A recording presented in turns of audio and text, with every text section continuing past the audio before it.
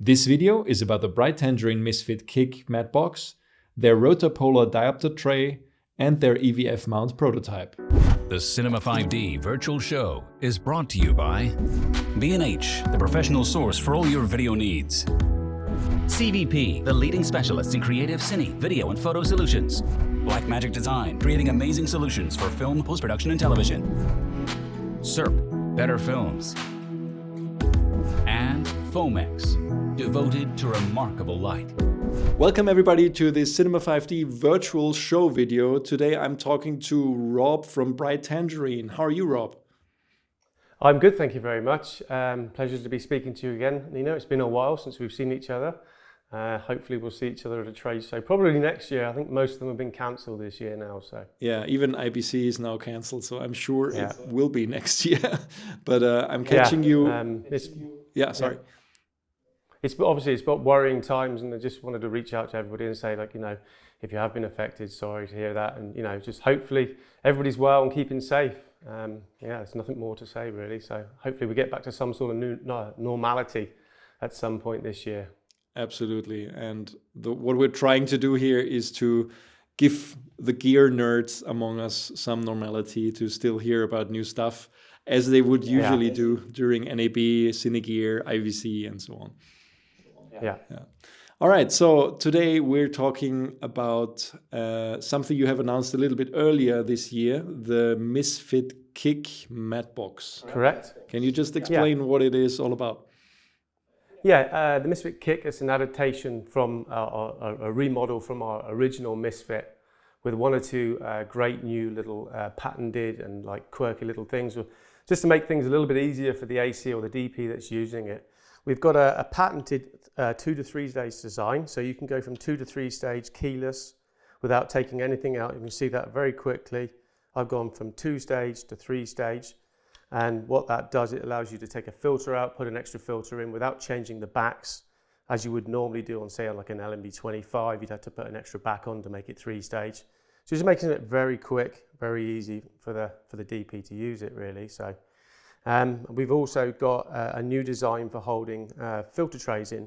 Normally you would see 2 springs, ball springs here, but what we've got now, we've got a rigid lock here and springs, so what it actually gives is a positive lock onto the tray, so there's less chance of the filter tray to actually slip through the matte box. So it's a new design, and we're really excited about this matte box. It's got an extremely wide field of view, as the original Misfit did. And we've done some really nice things to the filter backs, or the backs of the matte box as well.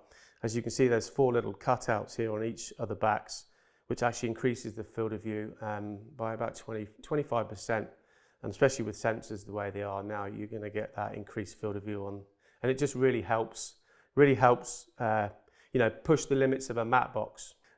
Also as well, you'll see on every single one of the backs, there's an option to put a 15mm lightweight or 19mm bracket on. So if you took an LMB25, because these backs are all now compatible with the LMB25, LMB 4x5 from ARRI, so it just makes it a little bit easier if you've got that ecosystem to include our products now within an ARRI a rental house that carries ARRI products. And as you can see, on this one here, I've got the bracket on there that allows you to put a 15mm lightweight bracket on. So you can actually turn an LMB25 now into a rod mount, which you couldn't do before. And obviously we do the same as we did with the other Misfits, where you can go swing away, you can go rod mounts. So it's like an all-in-one encompassing adaptation. You can do what you need to do without having to change your matte box very quickly. What do you think are the main advantages over the original Misfit? Like I showed you earlier before, the keyless, swapping from 2 to 3 stage. Previously you had to take the screws out, take the back off, extend it up to 3 stage. Now what it is, it's just like I say, it's the keyless, so you can actually very quickly, without changing anything, move it from 2 to 3 stage. And we've still kept the strength and rigidity. It's extremely strong, extremely wide. It does what it says. It'll cover that field of view. How do you? If you think back, you guys have been doing these high-end matte boxes for a while now, And I think, Yeah. I mean, you were one of the first ones that actually put that many features in such a light matte box. Now, when you go to a rental house, they still are, you very often get sometimes really old RE matte boxes and stuff. And how have you seen the market change over the last few years in that regard? I mean, it's like it used to be everything RE, and now there are you guys as well and some others. So how have you seen the stuff received? Yeah, I think what you'll see is where it used to be like a large matte box, you wanted something big on there to cover and do what you needed it to do. With everything getting extremely light now and smaller, we've sort of, we're watching the market. We're making everything as small as possible, as light as possible. Even on the matte box, you would normally see a three, like a bar across to hold the side flags and top flag on. We reduced that, came up with our own system for holding the side and top flags on. It's all, it's taking weight off. And I definitely see going forward, things are getting smaller. How often do you see 6-inch being used now? It's getting less and less. So, we're watching the market and, we're producing products for that market, for the smaller, run and gun. Obviously the Misfit Atom, very popular matte box over the last couple of years. It's really done very well because it's small, it covers a couple of filters and very quickly can be added onto a camera and it's great for traveling as well. Can you share any bigger productions that are actually using Bright Tangerine matte boxes already?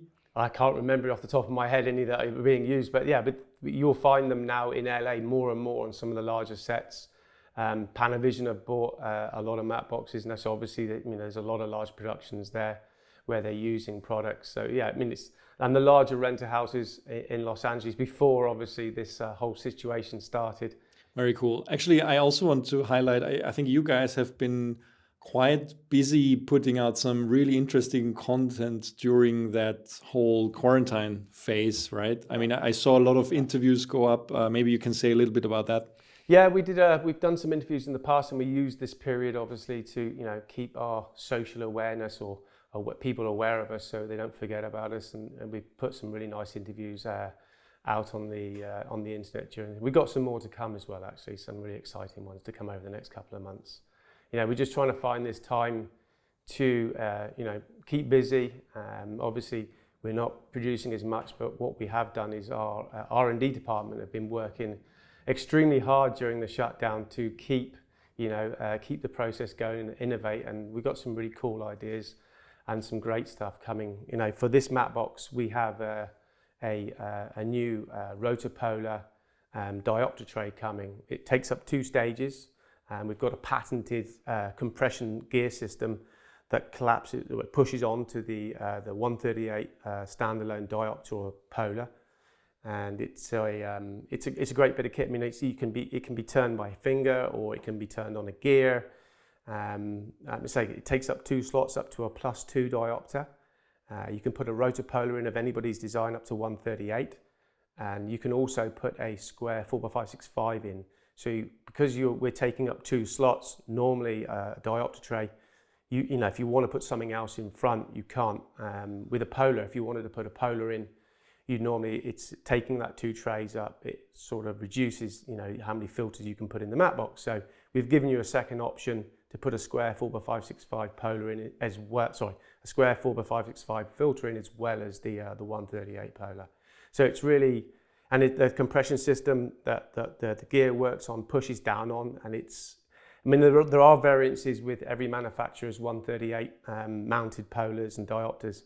But this allows, you can quite easily push down. It doesn't matter about the variances. And obviously then if you break the polar, if you're in a polar tray, you have to go buy a whole new polar tray. With ours, you just take the top off and you put a whole new polar straight back in. So you're working very quickly if you're using mounted polars or diopters without having to replace a whole tray.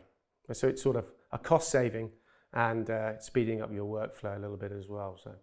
Absolutely, and also increasing versatility of the whole product, I think. Yeah, it does. It just it's not just a polar tray. It's not just a diopter tray. It means you can carry another filter. I think you could obviously you could make it a variable ND by using a polar and an ND as well. So a variable ND inside.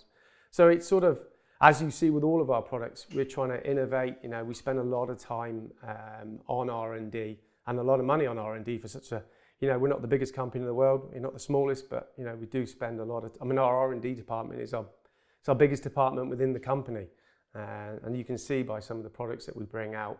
Well, I think it's always lovely to see a company innovating in a field where there arguably hasn't been a lot of innovation over many decades. And I think you guys are definitely one of the companies who are mixing up the whole Mattbox ecosystem, which has been quite stagnant for a long time.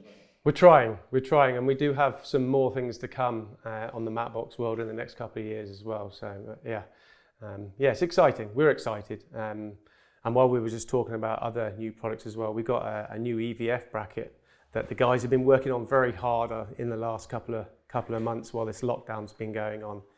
I mean, generally you would see an EVF bracket where you'd have to, you know, tighten on the bars, tighten a second section on the bars to move it back and forward, and then you would go on to the actual bracket itself and there'd be another lock. With ours, it's a one bolt that'll tighten the whole system. So it'll interface with the bars. Once you've set the position, you can move it laterally, forward and back.